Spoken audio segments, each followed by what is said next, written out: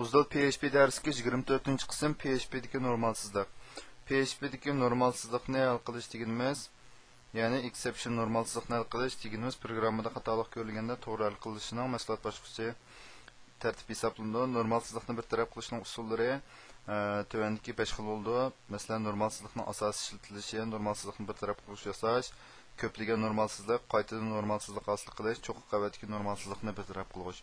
Məsələn, men normalsizlikning asosiy ishlatilishi qaraydigan bo'lsak, məsələn, bu yerda bu bir exception odatdagi bir funksiyani bu yerda hosil qilgan bo'lsa, undaqda ma'nodagi bu check num 2 deb 2 degan qiymatni bergan vaqtimizda normalsizlik qoldi.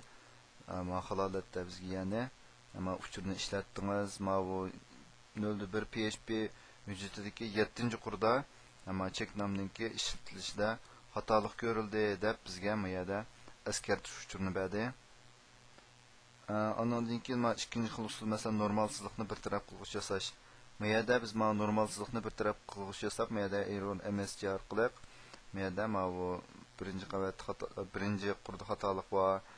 Ondan keyin masalan bu email adresi to'g'ri bo'lgan email adresi emas qatorliq uchurlarni biz ko'rsatpason, ammo filtr validate email orqali buningki email adresi to'g'ri bo'lgan email adresi yoki emasligiga hukm qilsin qatorliq mush shakl orqali buningga biz bir normalsizlikni bir taraf qilg'ish yasadik. Buningki ma'nosini ko'radigan bo'lsak, kodda buningda bizga bu yerda 21-qurda xatolik va manual2 PHP uchun ham shundaqla bu email adresi to'g'ri bo'lgan email adresi emas degan uchurni biz ko'rsatib berdi.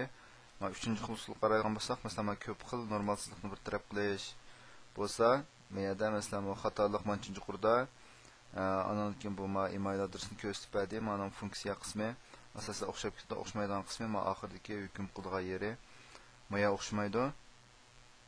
Masalan, bu yerda